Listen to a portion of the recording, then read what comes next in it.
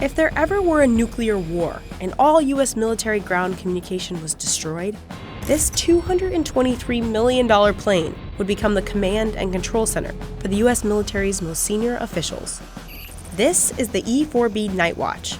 It's basically a flying war room designed to withstand a nuclear blast.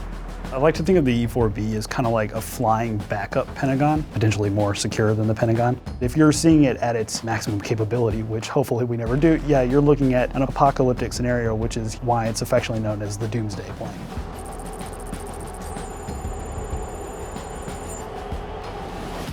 Four E-4Bs make up the National Airborne Operations Center, and the U.S. Air Force is responsible for the operation of all four of them, out of Offutt Air Force Base, near Omaha, Nebraska. The retrofitted Boeing 747s were made for war. Originally designed in 1973, the E-4 series planes were thought to be the best way a president during the Cold War might survive a nuclear explosion. And since their inception, one of the Doomsday planes has stood on alert 24/7. Because we're a 24/7 ops mission, we are not a non-deployable unit due to our proximity to the president and all other key assets at one time. But day-to-day it is highly important because we can assume the role of a primary command center, much like the Pentagon is, much like STRATCOM can be. We can assume that role in the air as well. In the immediate aftermath of a nuclear blast, the President, the Secretary of Defense, and the Joint Chiefs of Staff would all be safe aboard the E-4B. From there, they could order nuclear strikes or execute emergency war orders. And while the majority of the E-4B's capabilities are classified, we do know a few things.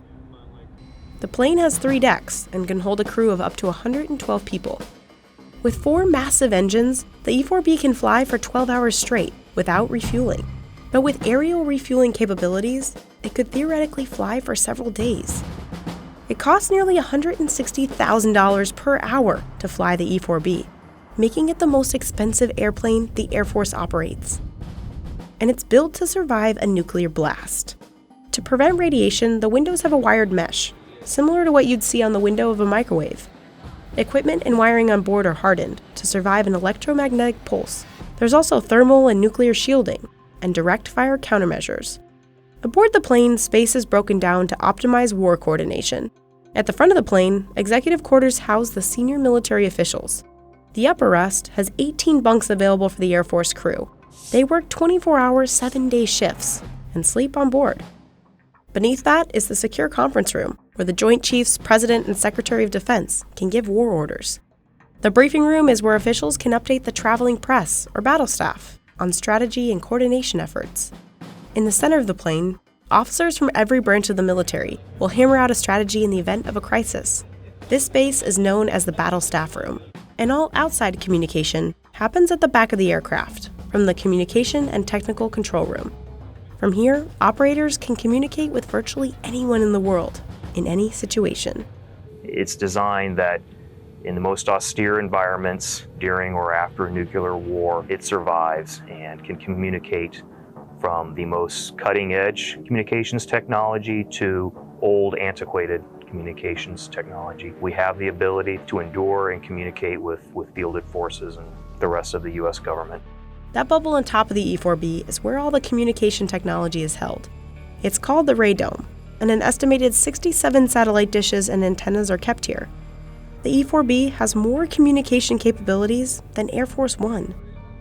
There's even a 5-mile-long tail that can be extended behind the plane to allow for communication with submarines that are underwater. But even with all the fancy communication tech, you'd be surprised at how old school the rest of the technology on board is. There's no digital and there's no touchscreens. Everything is analog, and that's on purpose. That vintage vibe continues throughout the airplane.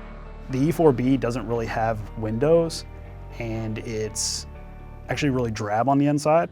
You're looking at kind of a beige color that looks like it came straight out of the 1970s or 80s, which it did. The Doomsday Plane's utilitarian nature is completely intentional, to keep the focus on the job at hand, preparing for the worst. But hopefully we'll never have to see the Doomsday Plane at its full capacity.